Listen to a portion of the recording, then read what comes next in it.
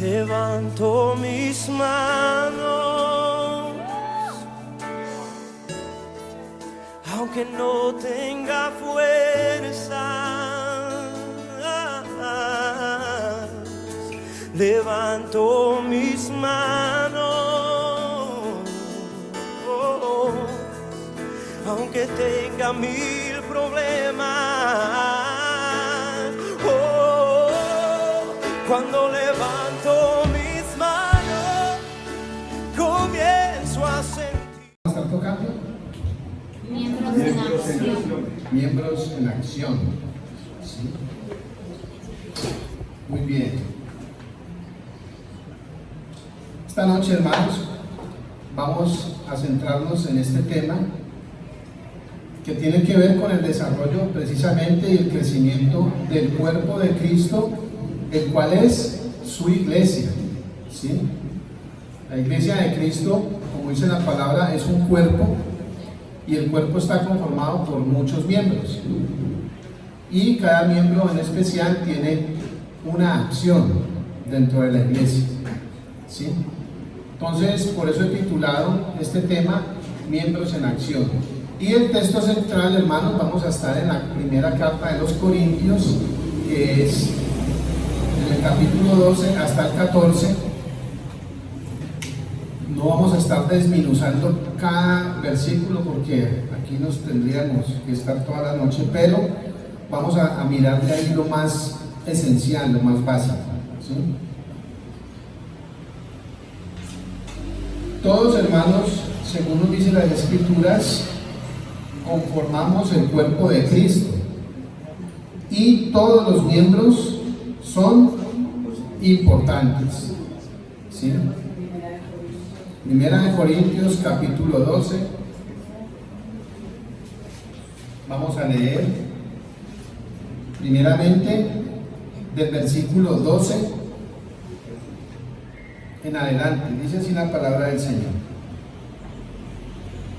porque así como el cuerpo es uno y tiene muchos miembros, pero todos los miembros del cuerpo, siendo muchos, son un solo cuerpo, así también Cristo. Porque por un solo espíritu fuimos todos bautizados en un cuerpo, sean judíos o griegos, sean esclavos o libres, y a todos se nos dio a beber de un mismo espíritu. Además, el cuerpo no es un solo miembro, sino muchos. Si dijera el pie, porque no soy mano, no soy del cuerpo, por eso no será del cuerpo. Y si dijera la oreja, porque no soy ojo, no soy del cuerpo, por eso no será del cuerpo. Si todo el cuerpo fuese ojo, ¿dónde estaría el oído?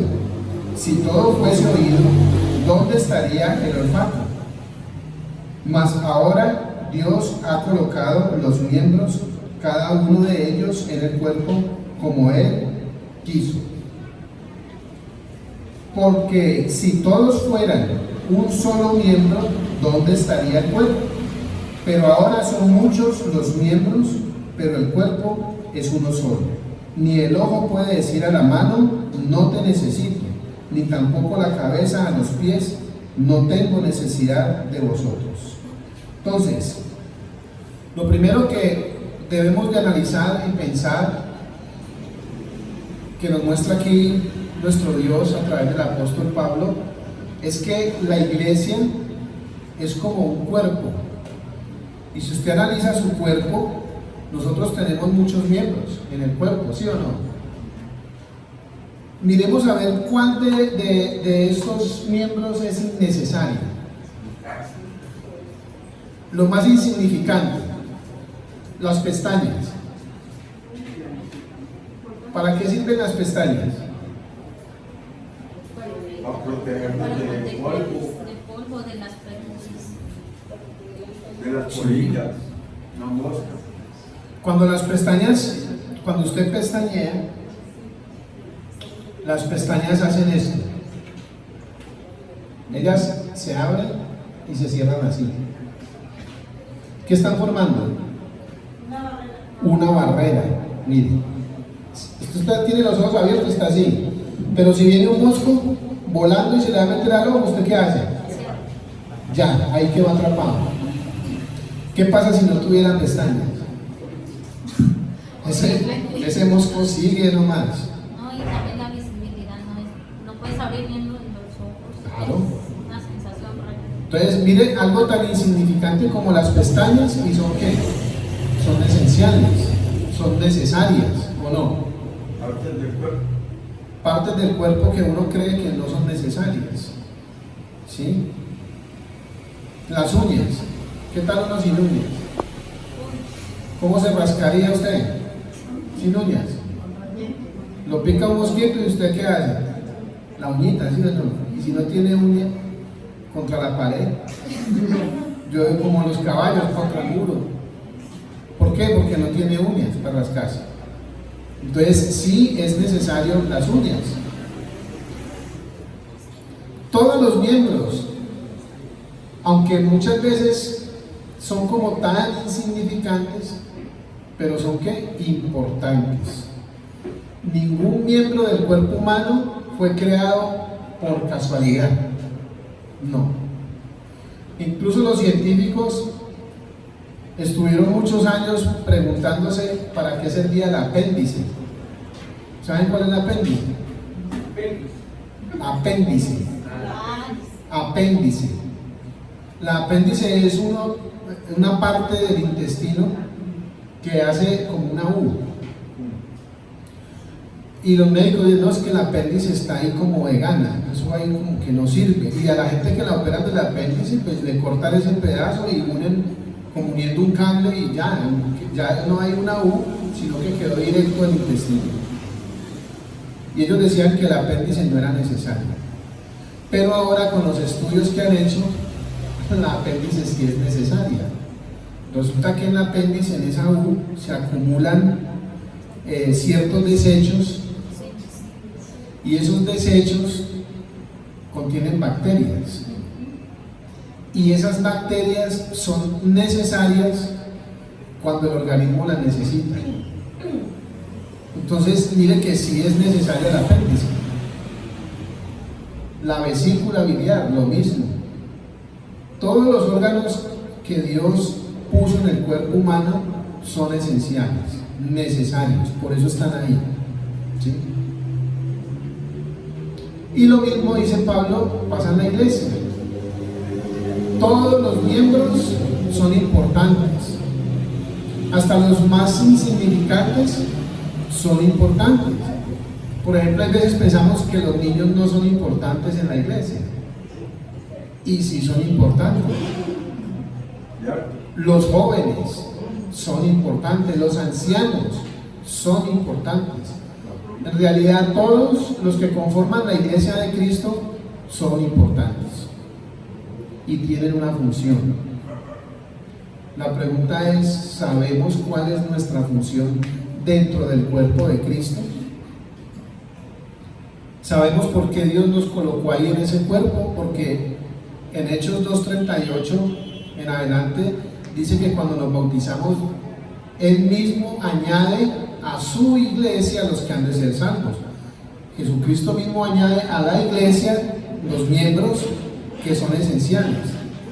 Él dice, bueno, Freddy, ya lo tomé, usted es esencial aquí en este cuerpo, lo necesito aquí, Natalia, Miguel, todos aquellos que se han añadido al cuerpo de Cristo son esenciales. La pregunta es, ¿sabemos cuál es nuestro rol dentro del cuerpo? Porque hay veces parece que no, como que bueno, yo voy, me siento, escucho un mensaje, tomo la cena, trato de dar la ofrenda, hago esto, asistir a los eventos y ya, esa es mi función. Pero vamos a ver que no. Dice que Dios puso a cada miembro del cuerpo como Él quiso y no todos hacen lo mismo. Dice versículo 27, ahí en el 12, en adelante. Vosotros pues sois el cuerpo de Cristo y miembros cada uno en particular. Y a unos puso Dios en la iglesia, primeramente apóstoles, luego profetas, los terceros maestros, luego los que hacen milagros, después los que sanan, los que ayudan, los que administran, los que tienen don de lenguas, ¿son todos apóstoles? ¿Son todos profetas? ¿Todos maestros? ¿Hacen todos milagros? ¿Tienen todos dones de sanidad? ¿Hablan todos lenguas? ¿Interpretan todos? Procurad pues los dones mejores, mas yo os muestro un camino aún más excelente. Entonces, ¿todos en la iglesia tienen la misma función? No, porque vamos a suponer un cuerpo con puras orejas. Entonces, ¿dónde está la nariz? O puros ojos, puros ojos. ¿Y dónde está la boca? Puros pies. Unos más gordos, otros más blancos, unos peludos, pero puros pies. ¿Dónde estaría el resto del cuerpo? O puras cabezas.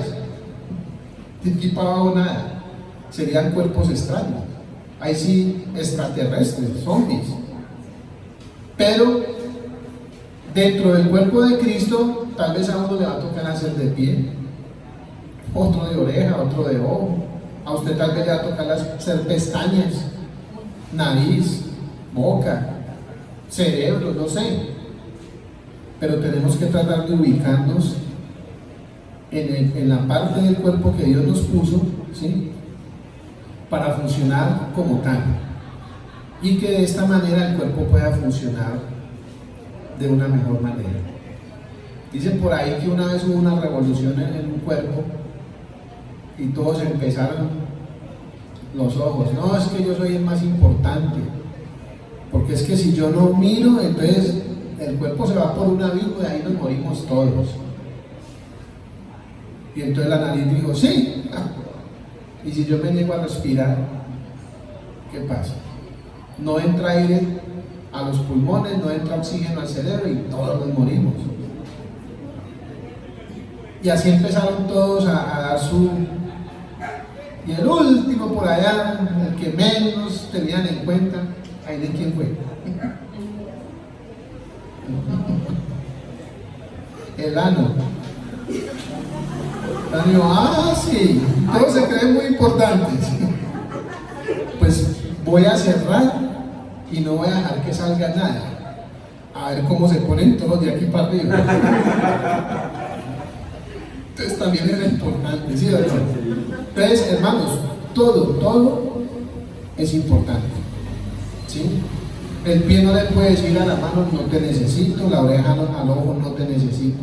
Todos necesitamos de todos, ¿sí? Entonces, ¿qué dones hay hoy en la iglesia? ¿Y cómo pondrá al servicio de la iglesia mis dones? Entonces vamos a mirar, hermanos, con la ayuda del Señor, los dones bíblicos.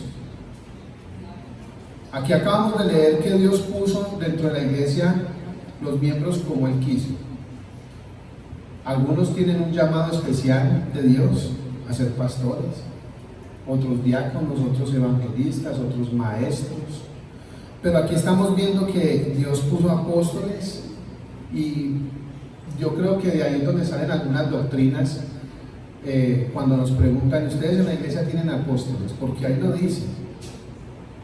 Pero tenemos que mirar bien esto, porque no es como muchos lo dicen, que deberíamos de tener apóstoles, también profetas, ¿sí? Entonces, primeramente el Señor dice que Él puso en la iglesia a unos ¿qué? Apóstoles. ¿Cuándo? ¿Cuándo Dios puso apóstoles? ¿Quién los escogió? El mismo Señor Jesús los escogió y fueron 12. Judas se mató y tuvieron que reemplazarlo.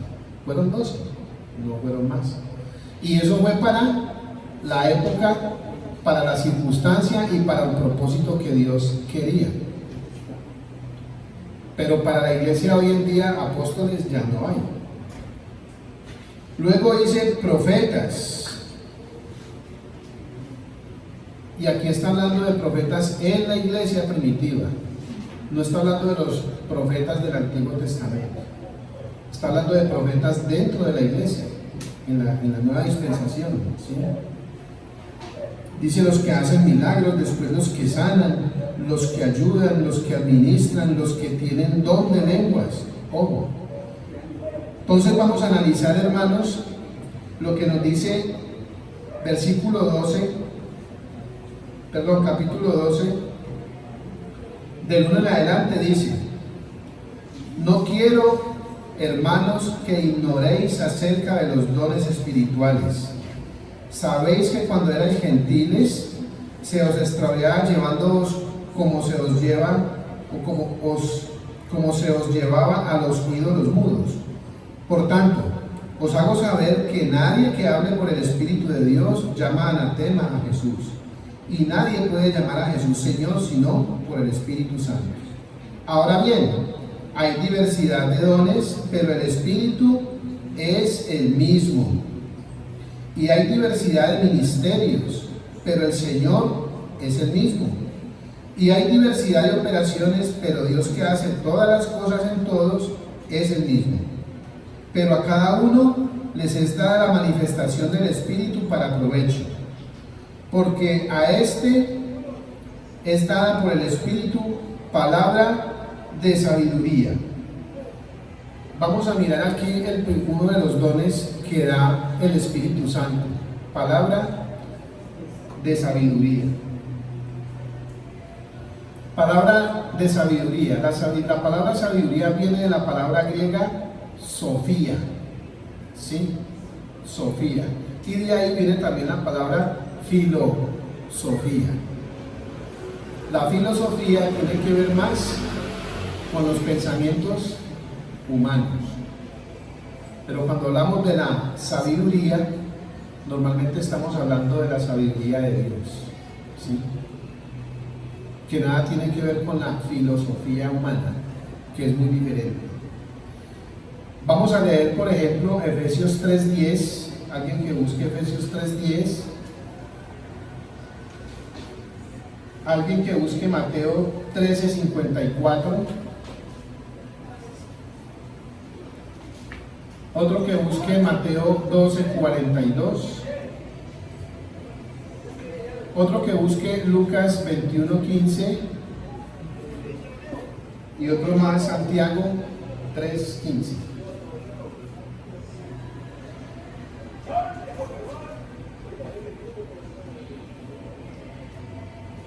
Efesios 3:10, ¿quién lo tiene? Léalo, hermana, por favor. Para que la multiforme sabiduría de Dios sea ahora dada a conocer por medio de la iglesia a los principados y potestades en los lugares celestiales. Muy bien. Aquí estamos hablando de la multiforme sabiduría ¿de quién? De Dios. De Dios. ¿Que se da a conocer dónde? ¿Dónde se da a conocer la multiforme sabiduría de Dios? Dice ahí.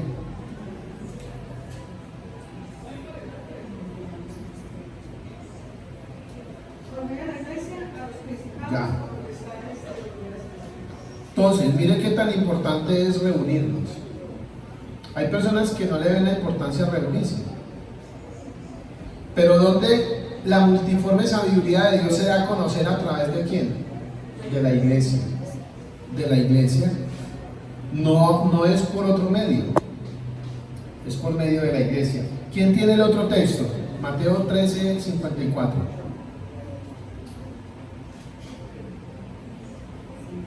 ¿Quién dijo yo? Yo. Manita Cruz, por favor. Y venido a su tierra, les enseñaba en las sinagogas de ellos, de tal manera que se maravillaban y decían: ¿de dónde tiene esta sabiduría y estos milagros? ¿Hablando de quién? De Jesús. De la sabiduría de nuestro Señor Jesús. Se maravillaban de la sabiduría de Él. Entonces estamos viendo ya dos formas de sabiduría. Una es la sabiduría de Dios, otra es la sabiduría del Hijo. ¿Qué dice Mateo 12:42? La reina del sur se levantará en el juicio con esta generación y la condenará, porque ella vino de los fines de la tierra para oír la sabiduría de Salomón, y aquí más que Salomón en este lugar. Muy bien. Aquí estamos viendo la sabiduría ya desde una perspectiva que humana. No había otro rey más sabio en su época como ¿quién? Como Salomón. Tanto que la reina de Sabá vino para ella misma verificar a ver si era cierto todo lo que se hablaba de Salomón. Y se quedó maravillada viendo que la gente lo que contaba se quedaban en pañales, porque realmente era un hombre que muy sabio. Entonces aquí estamos viendo la sabiduría desde una esfera humana. Lucas 21:15. Palabra y sabiduría, la cual no podría refutar ni contradecir todo lo que se opone. Entonces, aquí estamos viendo la sabiduría ya en asuntos espirituales. La sabiduría en asuntos espirituales. Pero también hay otra sabiduría, Santiago 3:15. Esa no es la sabiduría que desciende del cielo, sino que es terrenal, puramente humana y diabólica. Imagínense, hermanos, otro tipo de sabiduría, la que es animal, terrenal y diabólica. Entonces, ¿a qué nos invita Dios en este texto que acabamos de leer? Porque dice que a unos el mismo Espíritu les dio ¿qué? Sabiduría, ¿sí o no? Palabra de sabiduría. Yo sé que dentro de nosotros hay hermanos que pueden tener un mejor discernimiento de la Biblia y que pueden hablar con sabiduría de las cosas espirituales. Las vivencias también dan sabiduría, porque la palabra sabiduría viene de saber, que es un verbo. Y normalmente nosotros no podemos dar de lo que no tenemos. Yo no puedo hablar de lo que yo no he vivido. Yo sería entonces falto de sabiduría al hablar de un asunto del cual yo no he experimentado ni he vivido. Pero hay personas que han tenido más vivencias que otros, especialmente ¿quiénes? Los ancianos. Las personas que más años tienen son las que más han vivido y pueden hablar de ciertos asuntos con más autoridad que otros, ¿sí? Entonces miren que sí son importantes los ancianos en la iglesia, las personas de edad. A mí en lo personal me ha gustado mucho hablar con los ancianos. Por eso yo me la llevaba muy bien con mi abuelita, porque yo me sentaba a escuchar esas historias y yo decía, wow, cómo mi abuela ha vivido todo eso y sigue en pie, cómo mi abuela ha pasado por tantas cosas y aún sigue ahí. Entonces yo no he vivido nada en realidad. Entonces los ancianos son importantes porque normalmente son los que más han vivido y nos pueden aconsejar. Entonces hay personas también que son jóvenes, pero también han vivido cosas muy difíciles en la vida y pueden incluso aconsejar a otros que son más viejos en asuntos que no han vivido, ¿sí? Entonces es necesario que dentro del cuerpo hayan personas que el Espíritu Santo les haya dado sabiduría, ¿sí? Es necesario. Dice también, en segundo lugar, dice, porque a este es dada por el Espíritu palabra de sabiduría, a otro palabra de ciencia. Y mire esa palabrita, gnosis. Viene de la palabra griega gnosis, que significa los conocedores o conocimiento. Ustedes saben que los gnósticos afirman tener un conocimiento profundo que nadie más lo tiene. Y nosotros somos cabecicuadrados. que no entendemos cosas profundas, cosas misteriosas que ellos sí entienden. De ahí viene la palabra gnosis o gnóstico, ¿sí? Los conocedores o conocimiento. Pero vamos a ver Romanos 2.20. ¿Quién no quiere leer Romanos 2.20? Quien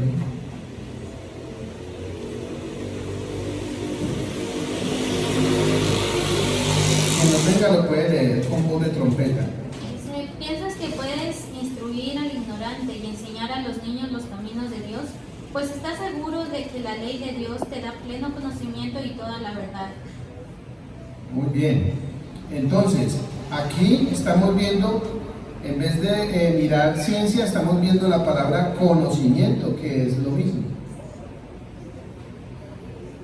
Dentro de la iglesia hay hermanos que tienen ciertos conocimientos que otros no.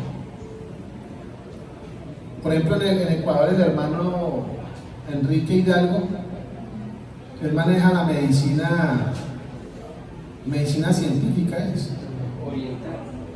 que es una medicina que muy pocos realmente usan, pero él tiene conocimiento en cuanto a ese tipo de medicina, ¿o no? Hay hermanos que saben química, y eso es otra ciencia, ¿sí o no? ¿Es necesario todo eso o no?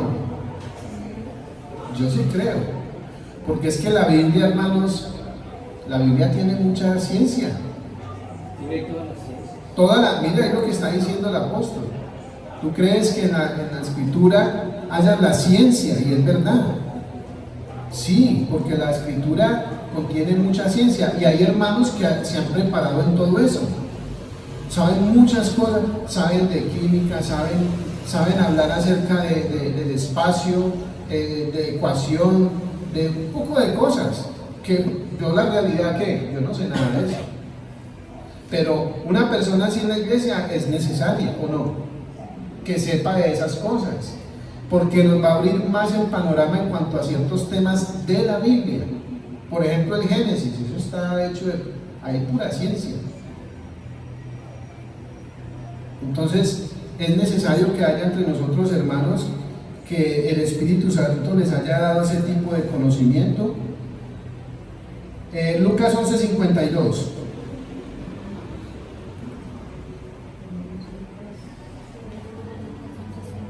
¿Quién lo tiene?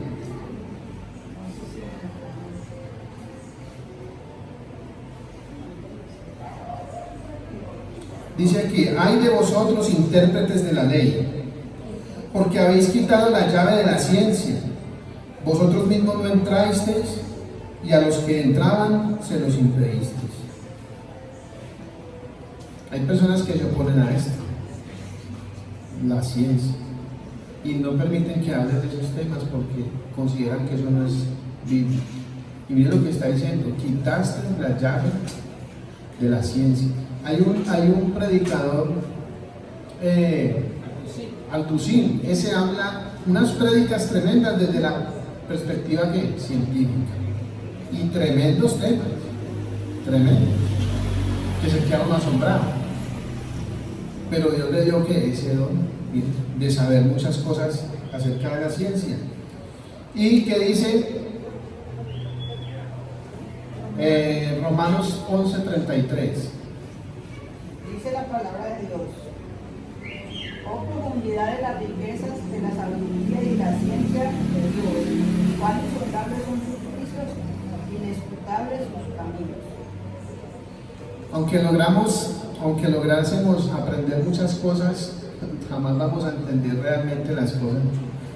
Preguntas que Dios le hizo a Job y que las sigue realizando a los científicos más renombrados del planeta. Preguntas tan sencillas: Job, ya que tú te crees tan sabio, y yo creo que esas preguntas se las podríamos hacer a los grandes científicos que creen que se las saben todas. Bueno, dígame, ¿qué sostiene la Tierra? ¿Por qué la Tierra se sostiene y gira en su propio eje y no se cae? ¿Por qué? Nadie sabe la respuesta todavía. ¿O por qué todos los ríos llegan al mar y el mar no se desborda? Dígame por qué. Pero la ciencia, imagínense que la ciencia con toda su tecnología todavía no sabe lo que hay debajo del mar. El mar es otro mundo y todavía no ha sido explorado en su totalidad. El Leviatán. En estos días pasaron por ahí un video que en estos días están saliendo a flote animales de las profundidades del mar que nunca habían salido. Unos monstruos horribles. Yo lo he visto. Yo digo, Dios mío, bendito, todo está por ahí. Con razón los judíos decían que el mar era como el infierno, que el pagano la metían. Entonces mire que la ciencia aún tiene muchas cosas todavía por descubrir y por preguntas por responder. Entonces, por más que sepamos, tampoco vamos a llegar a conocer todo lo de Dios, ¿sí? Porque Él es el dueño de la ciencia. Seguimos. Dice, ahí mismo en ese texto que estamos leyendo, y a otro, fe, por el mismo espíritu. Fe viene de la palabra griega pistis, que significa firme persuasión o convicción. Y podemos verlo en 1 Corintios, capítulo 15, 14. Dice, y si Cristo no ha resucitado, nuestra predicación no sirve para nada, como tampoco la fe de ustedes. Muy bien. Entonces, si Cristo no resucitó, vana sería ¿qué? Nuestra fe y nuestra predicación también. ¿Cuál es la base entonces de la fe? La resurrección de Cristo. Por eso las personas que dicen, muéstreme y yo le creo, están muy equivocados, porque la fe no funciona así. La fe es una persuasión, o como dice más bien ahí en Hebreos 11:1, ¿cómo dice? Después. Muy bien. Entonces, la convicción de lo que no se ve. Entonces, ¿cómo viene la fe? ¿Por ver? No, por el oír. Por el oír la palabra de Dios. Y el Señor dijo, bienaventurados los que sin ver creen. Porque mucha gente hoy en día sigue diciendo que la Biblia es un libro más, lleno de pura historia muerta, y que eso ya no vale. Pero es el único libro que produce fe. Imagínese usted. Por el oírlo, no por ver. Y mucha gente todavía está esperando ver algo para creer. Y resulta que eso no es fe. Si así fuera, entonces, si nosotros viéramos a Jesús en la tumba, entonces ya nuestra fe es vana. No sirve de nada, porque estamos creyendo en un muerto, no en un vivo. Y gracias a que Cristo resucitó, es que nuestra fe vale. Yo he retado a muchos, por ejemplo, el papá de mi sobrina Yasmín Marra, él es de Marruecos. Y yo he conversado mucho, él es musulmán, él crece en la religión musulmana, y varias veces tuvimos conversaciones donde él me decía, a mí me da pesar de ustedes, sí, creyendo en ese tal Jesús, ese es un profeta más. Yo le dije, sí, y a mí me da pesar de usted, creyendo en un muerto. ¿Cómo así? Yo le dije, sí, ¿dónde está Mahoma? Ustedes tienen la tumba de Mahoma, ¿cierto? Claro que sí, ahí. Yo, nosotros no tenemos a Jesús en una tumba, sino en los cielos, porque Él resucitó. Y si usted dice que tiene pesar de nosotros por creer en Jesús, entonces compruébeme dónde está la tumba de Él. Y ahí sí le aceptaría que estamos creyendo en un muerto y nuestra fe es vana. De resto, cerremos y vámonos, porque ustedes tienen allá Mahoma, ustedes creen en un muerto. A mí sí me da pesar de eso. Y el hombre conmigo ha tenido muchas controversias por eso, pero él sabe que es verdad. Y la fe nuestra, gracias a Dios, se basa en eso. Pero ¿cómo podría actuar la fe en el cristiano hoy en día dentro de la iglesia? Porque no todos tienen la misma fe. A pesar de que fuimos bautizados por el mismo Espíritu, no todos poseemos la misma fe. ¿Usted ha escuchado, hermanos de la iglesia, que, ay, hermano, ore por mí porque es que no sé qué es lo que pasa, yo no encuentro trabajo? Hermano, la fe de cada quien es diferente. Y yo creo que Dios obra de acuerdo a la fe de cada uno.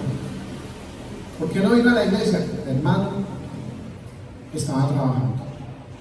Y usted sabe que no se puede pelear con la cuchara.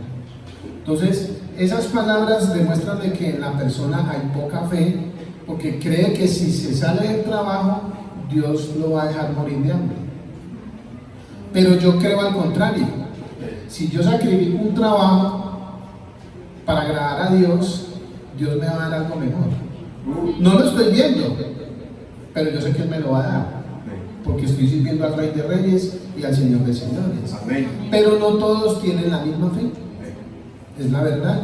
Y necesitamos personas de fe en la iglesia, claro, que nos animen. Imagínese usted un desanimado y decirle a otro, ay, pues ya somos dos. Ah, tienes razón, hermano, yo también he estado pegada a la aguja. No, pues lloremos los dos, porque entonces imagínense todos con una fe así. ¿Quién va a dar ánimo?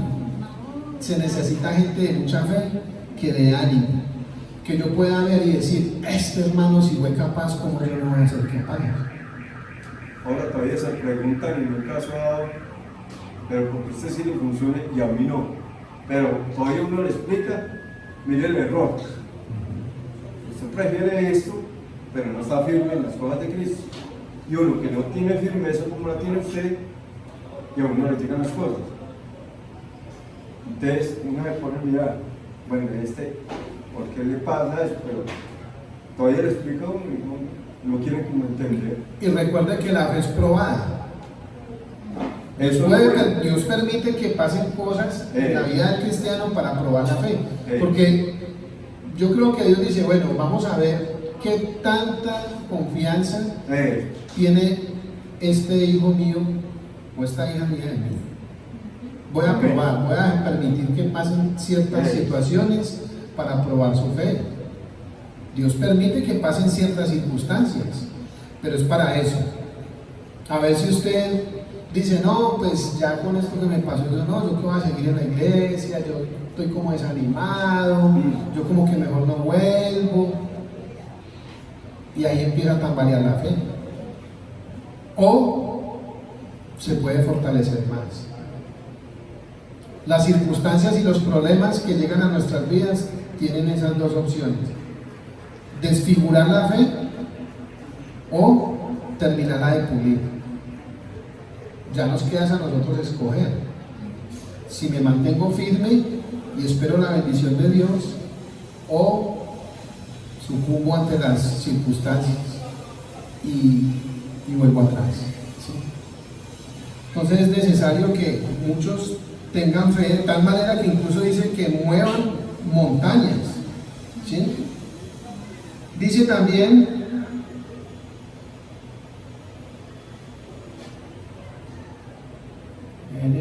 estamos en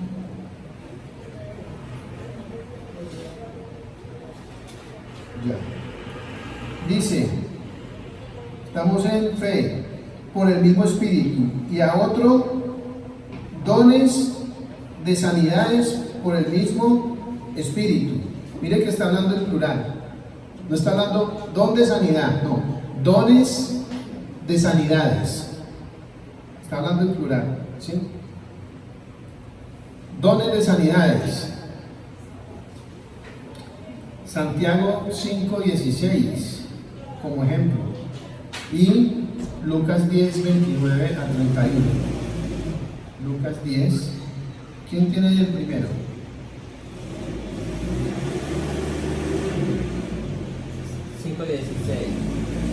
Confiénsense los pecados unos a otros y oren los unos por los otros para que sean sanados. La oración ferviente de una persona justa tiene mucho poder y da resultados maravillosos. Muy bien. Y Lucas 10, 29 a 31. Pero él quería justificarse, así que le preguntó a Jesús: ¿y quién es mi prójimo? Jesús le respondió: bajaba un hombre de Jerusalén a Jericó y cayó en manos de unos ladrones. Le quitaron la ropa, lo golpearon y se fueron, dejándolo medio muerto. Resulta que viajaba por el mismo camino un sacerdote, quien al verlo se desvió y siguió de largo. Bien. Sígalo, hermanita. Sí. Así también llegó a aquel lugar un levita y al verlo se desvió y siguió de largo. Pero un samaritano que iba de viaje llegó a donde estaba el hombre y viéndolo se compadeció de él. Se acercó, le curó las heridas con vino y aceite y se las vendó. Luego lo montó sobre su propia cabalgadura, lo llevó a un alojamiento y lo cuidó. Al día siguiente sacó 2 monedas de plata y se las dio al dueño del alojamiento. Cuídemelo, le dijo, y lo que gaste usted de más se lo pagaré cuando yo vuelva. Dejémoslo ahí. Gracias, hermanita. Entonces, la palabra sanidad viene del griego terapeu. ¿A qué se le parece esta palabra, terapeu? Terapeuta. Terapeuta. Sí. Y mire que aquí está hablando de dones de sanidades, no está hablando de uno solo, de varios. Entonces, servir como, asistente, cuidar los enfermos, tratarlos, curar, sanar, ¿sí? Esta palabra aquí en este contexto se usa no solo para la sanidad física, sino para la sanidad espiritual también, porque están las 2 enfermedades, la física y la espiritual. Y vimos un ejemplo de una persona que no tenía arte ni parte con este hombre que quedó herido cuando lo robaron, ¿cierto? ¿Qué hizo él? ¿Él fue el encargado de curarlo? No. ¿Él qué hizo? Lo recogió, lo llevó al mesonero, pasó tal vez una noche ahí con él, pero al siguiente día tenía que irse. ¿Y qué le dijo al mesonero? Cuídalo, ayúdale a recuperarse, aquí te dejo esta plata, cuando yo vuelva, lo que gaste de más, yo se lo voy a pagar. Ahí esa persona está haciendo un servicio de sanidad. No porque él vaya sanado, sino porque él aportó dinero para que alguien más lo cuidara. No solamente es usted decir, voy a amanecer a un hospital con el hermanito o la hermanita tal que está enfermo, voy a ir a trasnochar. Sí, lo puede hacer, porque es una forma también de usted brindar sanidad. Y no todos tienen el don para irse a trasnochar a un hospital. Arriba la mano, ¿quién quiere trasnochar al hospital? Ya, le tengo una hermanita de Calarcá que está ahí, ahorita. Y tantas noches seguidas. Pero hay gente que sí, yo me quedo, y van y trasnochan. Yo digo, como quieren el día, yo voy. La noche no. Es más, yo prefiero llevarle a usted un almuerzo, una comida, una cobija, un saco. ¿Qué necesita? Yo le llevo para que usted sea el que trasnoche. Pero es una manera también de servir en cuanto a la enfermedad. Puede que a usted no le guste ni trasnochar, no tenga cómo llevar un alimento, pero puede aportar. Vea, mañana usted sale de trasnoche y yo sé que no tiene ni pancús. Vea, aquí le dejo estos 20.000 para que desayune y antes de irse, desayune y tenga al menos para el pasaje. ¿Sí? Hay muchas formas de servir. Por ejemplo, aquí tenemos un terapeuta que está por allá, que me está mirando. Es un terapeuta, mire, terapeu es la palabra griega. Y dentro de esa palabra cabe asistente, mire, tratar, sanar, ¿sí? Tanto en lo espiritual como en lo físico. El hermano presta un servicio terapéutico familiar, Y es una manera también de ¿qué? De tratar de subsanar el espíritu de un alma afligida, los problemas, las aflicciones. Mire, no, el hermano no está tratando de curar algo del cuerpo porque él no es médico, pero es un terapeuta familiar que se basa más por la parte psicológica para la sanidad del alma. Entonces, ¿es necesario o no? Claro. Bueno, gracias a Dios hay un terapeuta familiar entre nosotros. ¿Qué tal que no? Entonces, cuando necesite alguien que esté con depresión, la asistencia de una persona así, ¿a quién vamos a acudir? Pues tocaría acudir a los del mundo, Exorcista. a un exorcista. Imagínense. Pero tenemos al hermano Cirilo y entonces, miren, es necesario dentro del cuerpo, ¿sí?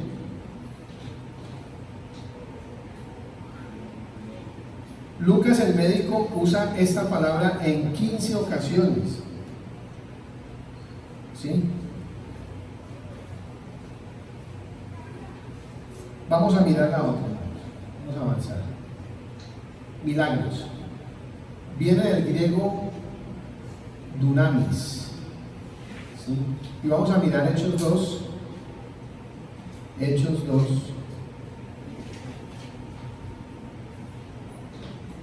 43.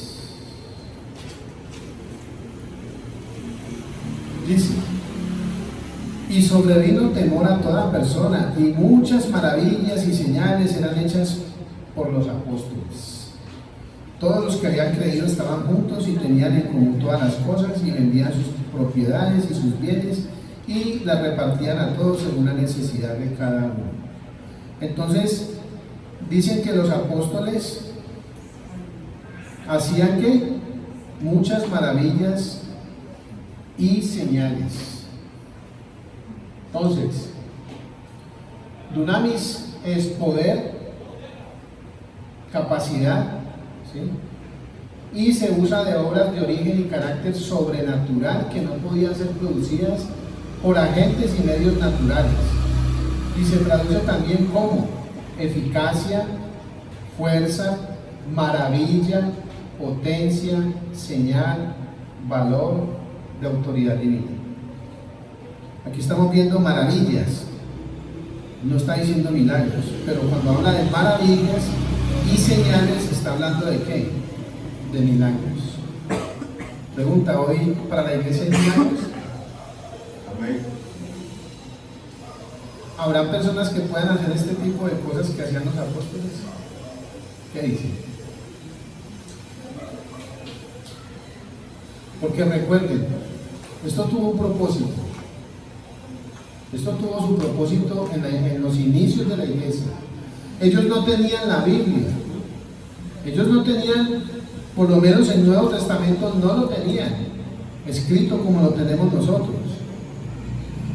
Lo único que ellos tenían para convencer a las personas del Evangelio de Cristo eran ¿qué? Los milagros, las maravillas que ellos podían hacer, las señales. Al Señor Jesús le dijeron: ¿qué señal haces para que creamos? Y les dijo: no, señal no se les va a hacer nada. Pero los apóstoles recibieron autoridad de parte del Señor Jesús para que en la iglesia del primer siglo pudieran hacer milagros. Y yo estoy seguro que aparte de los apóstoles hubo una generación más o dos que pudieron hacer esto. Pero esto tenía un propósito, hermanos, que era que la gente creyera. Si no era por la palabra oral de que Cristo murió, resucitó y que está sentado a la diestra, era por lo menos por los milagros y señales, porque nadie más podía hacer eso, solamente el que estuviera con Dios. Por ejemplo, cuando Pedro le devolvió la vista al ciego, ¿qué le dijeron? Ni oro ni plata tengo, pero de lo que tengo que te doy, recibe la vista. Lo sanó con un poder. Entonces, ¿qué pasó con esa persona? Creyó, y detrás de ese se vinieron más. Pero hoy en día, en la iglesia de Cristo moderna, ¿habrá personas que puedan hacer ese tipo de milagros? No, porque ya tenemos la palabra de Dios, la palabra profética más segura, a la cual, si estamos atentos, va a ser una palabra poderosa realmente. ¿Sí? Ya la tenemos, ya no necesitamos un milagro para que alguien crea. Y sin embargo, ojo, sin embargo, yo sí he visto milagros en personas, y la oración tiene mucho poder. Amén. Usted puede orar por una persona y la persona se puede sanar si Dios quiere, la puede aliviar. Y puede tener una enfermedad de muerte y Dios, si quiere, que la sana. Sencillo. Dios tiene como hacer todavía milagros con poder, ¿sí? Pero no que alguien esté ungido en la iglesia para hacer algo así de parte de Dios, porque entonces la fe de la persona va a estar basada en ¿qué? En ese milagro, y no en la palabra de Dios, y hasta en la persona, ¿sí? ¿Qué más? Profecía. Viene del griego profeteía, ¿sí? Segunda de Pedro 1:19, Hechos 13:1.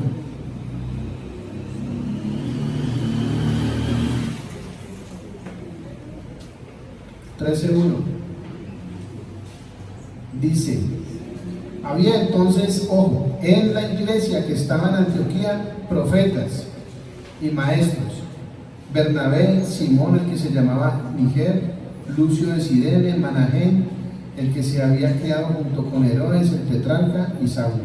O sea que dentro de la iglesia de Antioquía habían profetas. El otro texto, ¿quién lo tiene? Pedro, segunda de Pedro 1:19. También tenemos la palabra profética más segura, a la cual hace bien en estar atentos como a una antorcha que alumbra en lugar oscuro hasta que el día esclarezca y el lucero de la mañana salga a nuestros corazones. Muy bien. Ahí en ese texto de segunda de Pedro está hablando de la palabra profética más segura, refiriéndose ¿a quién? A los profetas del Antiguo Testamento. Pero en el texto que yo acabo de leer dice: en la iglesia que estaba en Antioquía había ¿quién?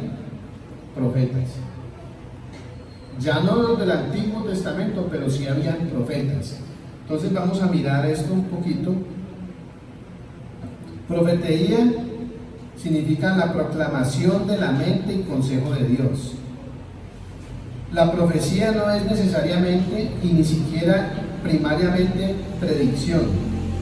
Es la declaración de aquello que no puede ser conocido por medios naturales. Es la proclamación de la voluntad de Dios, tanto si es con referencias al pasado como al presente o al futuro.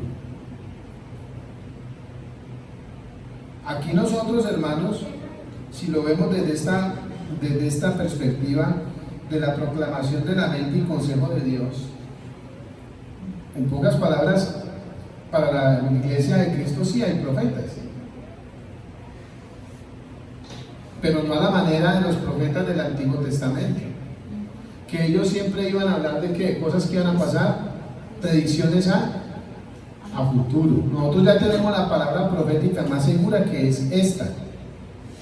Pero ¿en qué manera servimos nosotros como profetas en este contexto de la iglesia de Cristo? Nosotros lo que hacemos es proclamar la mente y el consejo de Dios. El que se para aquí adelante está haciendo eso. No estamos inventando algo, es que yo me soñé, es que Dios me mostró. No, ya todo está aquí. Lo que yo les voy a mostrar o lo que les voy a enseñar es la mente o el consejo de Dios que ya está aquí escrito. Y de esa manera estamos, ¿qué? Profetizando. Estamos siendo la boca de Dios para hablar a su pueblo. ¿Sí? Pero no todos en realidad ¿qué? Tienen ese don o ese talento. Incluso cuando vamos a repartir volantes a la calle, a hablar con las personas, no todos tienen la capacidad de hacerlo, ¿o sí? No todos. Habrá unos que son más avesados y hablan y cogen a alguien y otros están por acá con los folletos así. ¿Por qué? Porque no tienen el don. Entonces uno no les puede decir montañeros. O no le puede usted exigir porque no es el don. No es el don de la persona. Si fuera así, todos serían vendedores. Yo admiro a los vendedores. Eso llegan y eso es un brujo y le venden lo que sea. Pero hay gente que no tiene ese don, no lo tiene. Entonces, otra, discernimiento, viene del griego anacrino, ¿sí? Que significa, ojo, distinguir o separar con el fin de investigar. Leámoslo aquí. Aquí dice, ojo. Otro, versículo 10, capítulo 12, primera de Corintios. A otro, el hacer milagros. A otro, profecía. A otro, discernimiento de espíritus. Con E pequeña. Discernimiento de espíritus. ¿Y qué es eso de discernimiento de espíritus? Mire lo que dice. La palabra griega, anacrino, significa distinguir o separar con el fin de investigar. Y ahí tenemos varios textos, por si los quieren después buscar, ¿sí? Y también se usan sinónimos como acusar, escudriñar, examinar, interrogar, juzgar, preguntar. El discernimiento espiritual, juzgando por la evidencia si son malvados o si son de Dios. ¿Cuántas veces llega a la iglesia alguien pícaros? Porque muchas veces nos ha pasado que llega alguien a la iglesia buscando es un beneficio que se puede llevar. No sé si ustedes se enteraron, los que estudiaron en la que a Yungán le robaron la computadora. Llegaron dos, vea, bien vestidos, se presentaron en un devocional. Somos hermanos de la iglesia de Puerto Rico. Yo me llamo Fulano, el hermano llama, bienvenidos. No, ahí mismo le abrieron la puerta y lo entraron a la aula máster. Estamos haciendo el devocional. Terminamos el devocional y ustedes saben que había un break para ir a tomar cafecito y todos salimos al break. Cuando volvimos a entrar del devocional, los dos no estaban por ningún lado. Y Yungán, que serían los hermanitos, me iban a poner a orar y que no sé qué. Y le habían dejado un maletín exacto al que él tenía con su computadora encima, lleno de periódico. Y el maletín donde estaba la computadora se lo robaron. Paquete chileno le hicieron. Entonces, Dios da la capacidad, ojo, a algunos en la iglesia de discernir los espíritus. ¿Quién viene con mala intención? ¿Y quién viene con sinceridad? Y por eso es que hay que prestar atención, porque no todos tienen el discernimiento de eso. Hay personas que dicen, no, ¿cómo vamos a juzgar? Dios es el que juzga. No, pero si Dios le está mostrando a usted la mala intención de esa persona y con qué propósitos viene a la iglesia, pues hay que estar alertas. Hay que estar alertas. Porque por eso nos pasa lo que nos pasa. Porque puede que haya alguien que tenga ese discernimiento y no le paramos bolas. ¿Y qué pasa? Cuando viene el garrotazo, el hermano tenía razón, mira. Pasa como el cuento del lobo. Cada quien el lobo se va a comer las ovejitas. Se nos fue el peluquero. Entonces, todos tenemos ese don, ¿cierto que no? Cuando quieran pueden buscar los textos. No sé si están ahí están, sí. Para que busquen en sus casas y vamos a ir ya terminando porque faltan de lenguas, ¿sí? Dice aquí, y a otro interpretación de lenguas y a otro diversos géneros de lenguas. Las lenguas, hermanos, no es como muchos grupos la practican. Hablan cualquier cosa, no se entiende, ni siquiera ellos las entienden. Entonces le pregunta a alguien que supuestamente habla lenguas, ¿qué dijo? ay, yo no sé, el Espíritu Santo me dio que hablara eso. Eso no es así. Si usted sigue leyendo todo ese contexto, va a mirar que el hablar en lenguas era ¿qué? Idiomas. Idiomas. Y ningún idioma carece de entendimiento.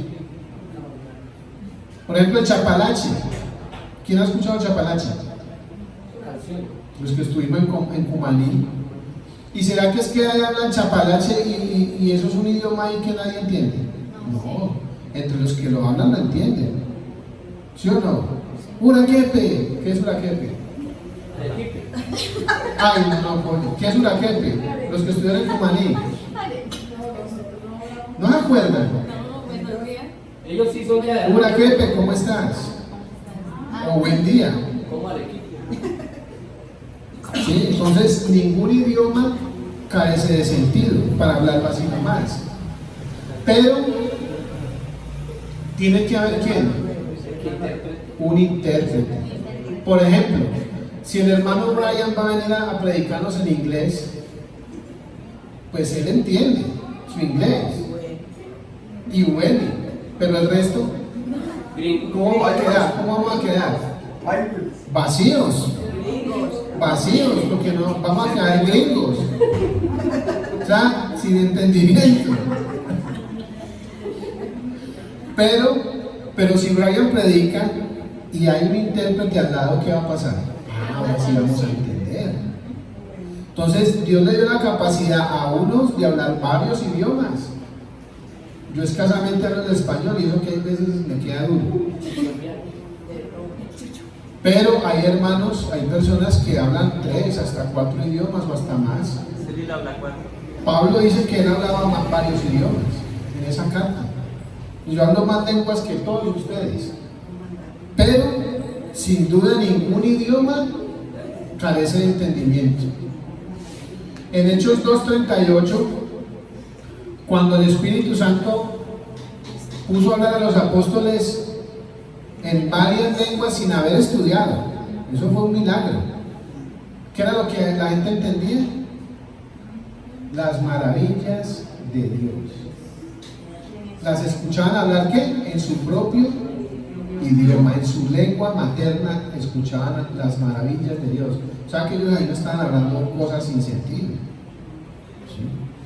Entonces, si hay hermanos aquí, ahora por ejemplo en marzo que vienen varios hermanos de Estados Unidos que no hablan el español, por ejemplo el hermano Wendy puede interpretar, porque ella habla bien el inglés y el español. La copa también puede ser intérprete. Los que están estudiando inglés, ahí van a entrenar. Miguel, todos van a entrenar ahí cuando vengan los hermanos. Puros intérpretes, vean. Entonces, eso también es que un don, porque no a todo el mundo le va a entrar el ruso. ¿Cierto? No a todo el mundo va a aprender a hablar chino. Y menos a escribirlo, sí, más difícil todavía. Pero si Dios le da la capacidad, hermano o hermana, pues eso es necesario en la iglesia. Imagínense que vengan hermanos de Estados Unidos y que no haya nadie que le pueda interpretar, que nos podamos comunicar con ellos.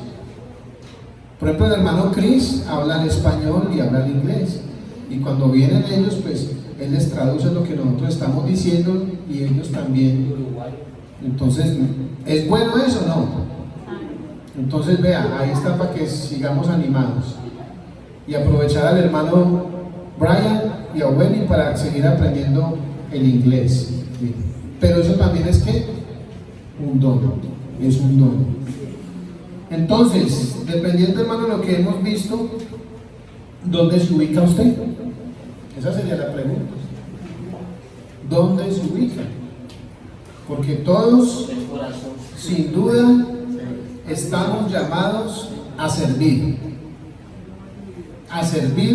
con los dones y con los talentos que nuestro Dios nos ha regalado. Y yo sé que aquí hay bastante potencial.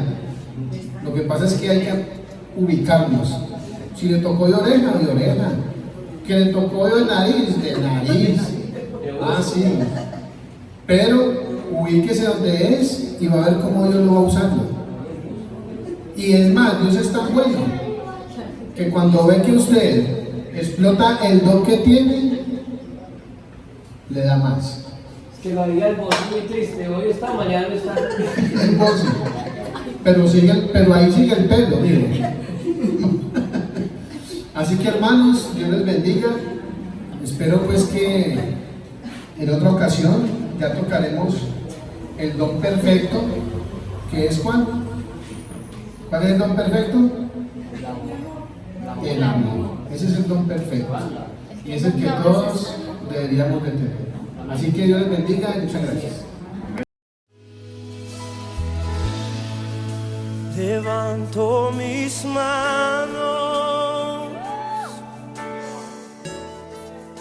aunque no tenga fuerza. Levanto mis manos,